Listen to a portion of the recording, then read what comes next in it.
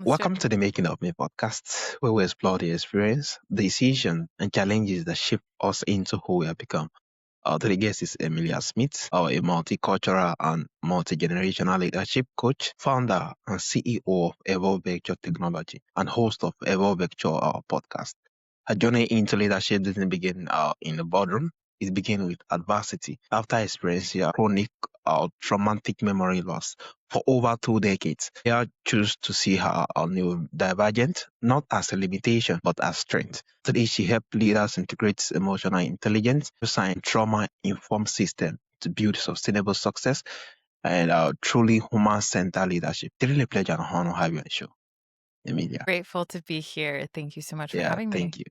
So, Emilia, can you take us back to your earlier years? What was it like navigating life with chronic memory loss? What was it like navigating with chronic memory loss? So I have smiles here because I think every single time I get asked this question, it's just such a trip down memory Yeah. lane that back then just didn't exist for me.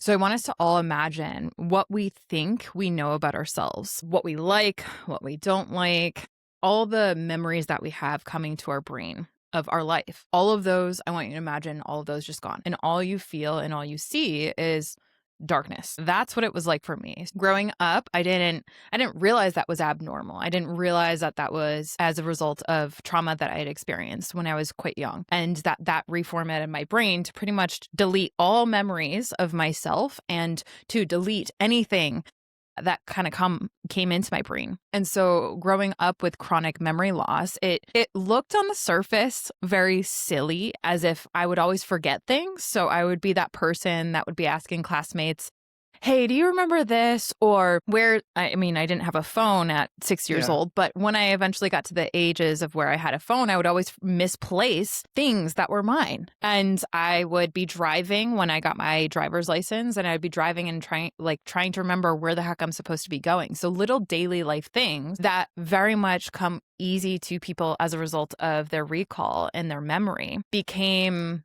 a maze for me that felt virtually impossible to experience. And so those early days were a lot like exploring for me because, again, back then I didn't know that I had chronic memory loss. No one knew at the time that I had memory loss. And what just presented as me Yeah. forgetting was something no one really ever looked into. So all that we think we know, that wasn't available and accessible for me. So I kind of gamified it. And I now realize that at 31 years old, I look back on my life and I realize, whoa, young Emilia, though she didn't have that recall, she didn't have the memory that most people take for granted on the day-to-day, she made that maze that seemed impossible like it was the game of her life. So I developed this inherent curiosity for growth, learning, development, adventure, and has brought me to very much where I Wow, am that now. was really amazing being able to kind of, not other than seeing it as a limitation, you saw it as strength. Yeah, that was really amazing. So how did that mindset shift begin to influence the way you approach life and growth? Yeah. Well, it wasn't until I hit probably 25 years old to where at that point I had gone through life, gone through the maze, gamified this whole thing we call life. And I didn't realize up until then that I had what's called a limiting belief about my own memory. I didn't realize that growth and fixed growth mindset is something that you can learn and you can grow from. And if you just believe that it's possible, you will apply yourself to that learning and growing. I didn't realize that I had a fixed belief about my own memory that was just unconsciously built in because I couldn't remember. So that narrative that I would tell myself from 4 to 25 was essentially, I can't do this, I can't do that, I can't remember. And that narrative ended up really building this limiting belief about my own memory, about my own brain's capabilities. Now we have science and research that supports our brains are extremely plastic. There's neuroplasticity in our brains. Our brains aren't plastic. That's a whole separate conversation. But how that really shaped me is really looking back at the fact that everything that I learned through that moment, I recognized that this actually was trauma. This was trauma that created a brain that had limitations, but the way in which I responded to that limitation with the growth mindset of life, that helped me learn and develop and actually uncover my own brain trauma. Unfortunately, though, that fixed mindset that I had about my own brain kept me from implementing some of the changes on my own brain. So even when I went through a whole like wide awakening, it was kind of an existential crisis, let's be real, where I'm like, okay, so I need to grow and develop, but yet my brain is limited. I had to flip that on its head, break that limiting belief that I had about my own capabilities. And then from there, I was able to transition towards all the neuroscience that is available and go through a whole brain recovery program that essentially helped me understand that you not having what most people have has actually developed tremendous strengths. And now we can work on that fixed mindset and overcome that to develop a growth mindset. So I eventually developed a growth mindset on my own capabilities. And that path led me down a whole path of understanding that most people have unconscious limiting beliefs about their own capabilities. And we don't even realize it because they're just embedded into our automatic thought patterns. So that totally changed my world. And from there, I essentially dedicated my life to helping people uncover what those limiting beliefs are, to evolve their own operating system, if you will, and leverage neuroscience to be able to do so. So now working with peak performers, it's like, wait, you didn't Yeah. have memory? Like, how is that even possible? So it's been quite a journey. And that awakening that I had a limiting belief about my own brain's capabilities is what in some way, shape, or form limited me. And now busting that down and working truly with my own neurochemistry has allowed not only me, but other people that formerly saw their own brain traumas, their own brain cognitive abilities to actually evolve into a consciousness that is not only growth minded, but actually tactically applies in so many different realms the application of neuroscience to their own intelligence levels. And so it's been Yeah. fascinating to do that on myself and then on other people, leaders, teams, you name it. It's been a wonderful experience. Scary, Yeah, but wonderful. amazing. Yeah, this is really lovely. The growth mindset, being able to liberate you from what Fizz mindset I've done before, into the fact that you thought, yeah, nothing could actually be done until you actually realize that, oh, with growth mindset, a whole lot of things could get to change. Yeah, it's really amazing. It is amazing. So you started building, operating business from a young age. What drove that early entrepreneurial mindset? What drove my entrepreneur mindset from a young age? Like I mentioned a little bit, gave a sneak peek. I gamified Oh, my life because back when I yeah, was a wee one, I didn't realize that me having memory challenges was actually an issue. And so that gamification made my mm, insatiable curiosity to add value to this world. It hyperfixated my brain on essentially focusing on where can I add value for others? Where can I add value in the school system, in my teammates that I played soccer with, in XYZ, you name it. And so my entrepreneurial mindset, I really do believe, not only developed in that gamification process, but I also grew up with an entrepreneur father. And so I have to make yeah, sure that I put that in and weave that in because in a way, his influence on my entrepreneurial mindset and gamification was very much kind of rubbed off on me. But what I did with that, I think is really impressive because I didn't really take failure in a way that most people do. What I now realize is that failure is a part of the mm, process. And the faster you can get to failure, the faster you get the feedback to be able to apply in whatever entrepreneurial venture I started. So whether it was farm stands, whether it was customized luxury jewelry, whether it was real estate, biotech, plant, medicinal, I've done so many different entrepreneurial endeavors, and that's helped given me exposure along the world, along the lines to so many different individuals, generations, and cultures. Because along that time, by the time I was 25, I had visited over 15 different oh, countries, studied, yeah, researched. Exactly. So I took that gamification as an entrepreneur, wanting to add value to people's lives, plus that insatiable curiosity and love for human beings and what their ability to grow is. And I just explored like heck, like crazy. And so the entrepreneurial mindset really did come from number one, my insatiable mm, desire to learn and grow. But number two, the gamification. And then number three, I would say that the opportunity that my entrepreneurial father helped me see when you can add value to people and to organizations at wow, scale. amazing, amazing. Gamification actually more like, yeah, make your curiosity has it. better place to actually explore, and you get to kind of learn a whole lot of things along the way. Yeah, really amazing. So how has your journey shaped the way you now view success and fulfillment? Love that question every single time. So thank you for that. Success and fulfillment. I now, given the Yeah, challenges and what I've been through, I've realized that everyone has a different definition of success. And I love that. And I think that that's powerful. I think initially when I was younger, the thought process was success equals money and just bottom line, right? Gross revenue that's coming in. And let's be real, we can all look around and see someone that's doing really well, but is deeply unfulfilled. And when I was growing up, I had a hyper attunement to that. Who was fulfilled? Because fulfillment and success aren't inherently the key things that are always lining up. Usually, someone's pursuit toward success is more metrics driven, more outcome based, and might have that bottom line there. But unfortunately, on their way to success, they are sacrificing so many of their core values, their core beliefs along the way. And so for me, what had really flipped everything about success on its head for me, I was seeing so many people being successful, but hollowing out their souls in the interim. And I'm like, I do not want that journey, nor do I ever want to add value in a way to where people have to hollow out who they are, their core values and their core beliefs in order to get success.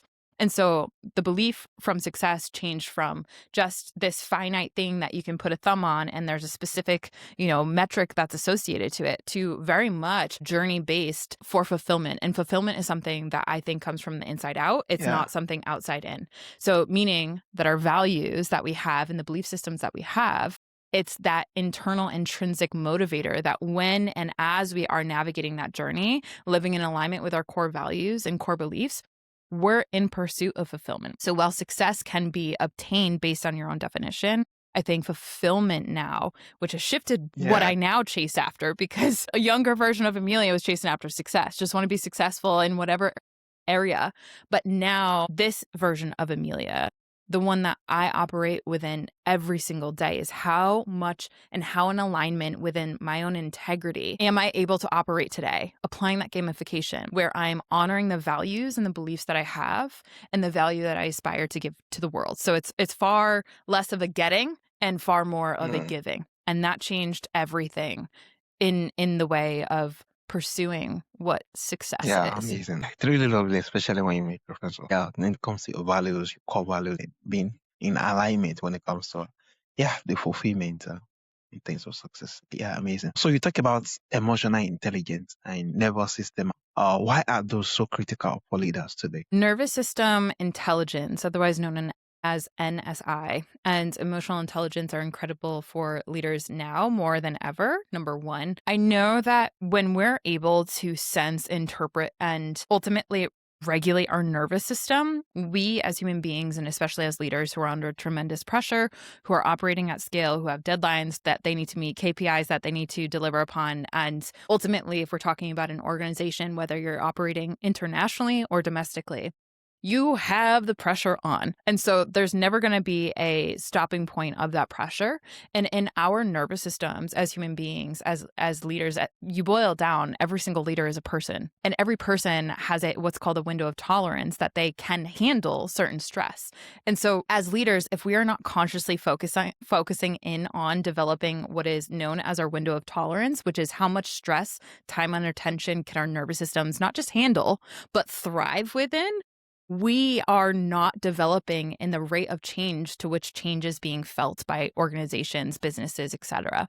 And so when you look at how technology has really changed the seasons of our economy, global and domestic economies, we are not operating at a nervous system at scale. And so nervous system intelligence and emotional intelligence are our way in as a species to be able to evolve our nervous system and our ability to connect empathetically with other human beings as we start to see the introduction of AI, of Yeah, agents, of a whole new world. So for me, I think there's nothing better than to tap into what is already set up for this huge potential. That's where the limiting beliefs kind of become that unlock, because the potential is in our nervous system. The potential is in our emotional intelligence. And if we are aware of what's going on there, we can sense what state our nervous system is in, or our team members or our partners are in. We have the ability to interpret that more accurately. We then can actually regulate and and create more rational approaches to whatever decision you need to make or however you need to empathetically navigate as a leader. I'm a big proponent of that. And it's like going to the Yeah. gym. How often, if you want a better body, if you want to exercise, or if you want a better body and better health, are you in the gym and are you exercising that? Our nervous system needs to be manicured and exercised just like our bodies. And so I think that as leaders of the 21st century, those who really do want to have an impact and operate at high levels under pressure with stress, with burnout nipping at your heels all the time, you got to get in the gym. And that's where nervous system intelligence Yeah, comes in. for system intelligence. Yeah, that's really amazing, especially you make a pencil. In that, yeah, every of those things has to be in place. The emotional intelligence, nervous system awareness is really key to live out through who we actually are. That's really amazing. So what does our human-centered leadership really look like in practice? Say Yeah, that one more what time. does our Sorry. My human-centered audio went out. leadership really look like in practice? Yeah, in practice every single day, human-centered leadership looks like you focused in on, I love the visual of like a solar system. When kind of to what we were talking about before, if you're a leader and you're focused on the KPIs deliverables, that's essentially one of the focus that you have to have just in order to deliver upon whatever role or whatever deliverable you have, right? The KPIs can very much become the sun of the solar system that you live in. When you have a human focused leadership center point, it's like pulling the KPIs out and not necessarily just like chucking them away because you have to have them a part of your approach, a part of everything, right? Otherwise, you're just kind of driving blind as a leader. But a human-centered leadership approach essentially says instead of the numbers being the center point, put the human in front of that. And so in practice, what that actually looks like is you know your people. You know them at a values standpoint. You know what their core values are. You know what their core beliefs are. You know what their core aspirations are. Every single team member that I have, I know exactly what their core values are. I know exactly what their core beliefs are, and I know exactly what their core aspirations are. And as a leader, I think it's incredibly important to be able to be on the day-to-day. When you're speaking to that person, it's like you have the map to be able to navigate in a way that allows your people to do their best, be their best while in your corner. And I think that human-centered approach has their heart and mind and long-term best interests at heart. And it's not just something that is focused on KPIs, but you're actually in the arena with them to where you can get out of a meeting and actually evaluate yourself and say, how much did I communicate knowing my audience in the way in which their core values, their Yeah. beliefs, and their aspirations have actually been a part of the conversation. And when you can do that and consistently do that and honor your nervous system and understand their nervous system, that's where you start to unlock and unlatch true potential within your people. Amazing. This is really a whole lot actually of being here in being that as a leader you get to know much about those who work with you to the extent that you know their goals and aspiration and why making decision and making a whole lot about in respect of KPI and everything, you know what their goal and aspiration is, and then you tailor it to how did they achieve their own goals too? Why actually more like projecting what is being needed. Yeah, it's really amazing. Thank you so much for sharing. So lastly, how can leaders build environments that are both high performing and emotional? High performing and emotional safety. Okay, so ultimately, I think the syntax matters. I think leaders actually, what I've seen in so many conversations is that the syntax, meaning does A come before B or does B come before A? The syntax gets flipped. So essentially leaders are focused on getting the high performance and then making sure that they're caring about their team. I want to flip that though, because I think that the biggest thing, building a safe environment is what allows for high performance. This is what's fascinating because in the last, let's say 5-6 years, we've really seen, and the data really does support this. So it's fascinating. If anyone's interested in that, I think it's incredible as a data point. When the global economy started to shift through COVID-19 and 2020 came around, everyone had to focus on, yes, maintaining high performance, but also making sure that there was a safe environment that their team members could extend into. And we saw huge numbers of attrition during that time. Why? Because most leaders did not focus on flipping their syntax. Yes, of course, everyone wants high performance, but do you know how to cultivate emotional safety, psychological safety in the workplace in a way that makes sure that performance and high performance is an eventual mathematical eventuality? Most leaders have no idea where to start. And I think that the first thing that I would say is flipping the syntax. If you want high performance. You need to understand how the nervous system works in order to perform at my best, and not just once, but leaders need to care about sustainability, performing at a high level sustainably over time. When you look at that mathematically, the turtle is Yeah. always going to outperform the hare, always, time and time again. And so when you flip the fact that performance is secondary to emotional safety, a lot of leaders give me a lot of pushback with this. And trust me, I understand why, because our conditioning around performance and high performance in business has had nothing to do with Yeah. emotional safety. But when you actually look at it from a neurochemistry standpoint and you work the brain into high performance, you're going to get sustained results. And that's Yeah. what matters to ultimately your leadership, because that on a momentum and compound effect standpoint, that syntax flipping is going to change Yeah, everything. amazing. Yeah, this is really amazing. When you're actually more like careful, but when it comes to the emotional safe and you get that clear, being the head starts at the end of the day, I think the result is going to be high performance without necessarily need to change the whole of dynamics. Yeah, amazing. Thank you so much, Emilia.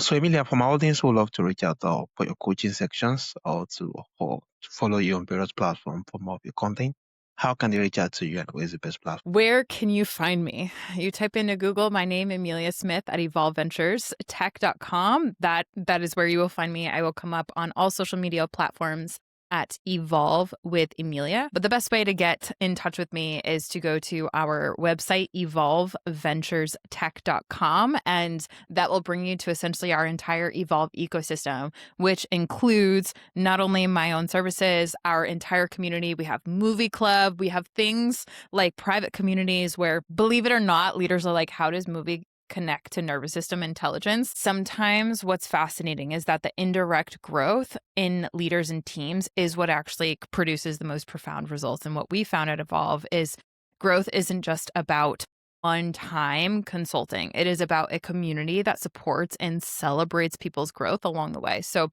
be it the website that will take you to all of our different programs or our events that we host for free. We host virtual seminars every single month. No two are the same. There's so much free value that we give to our listeners. And on top of that, we also have our podcast, Evolve Ventures Podcast.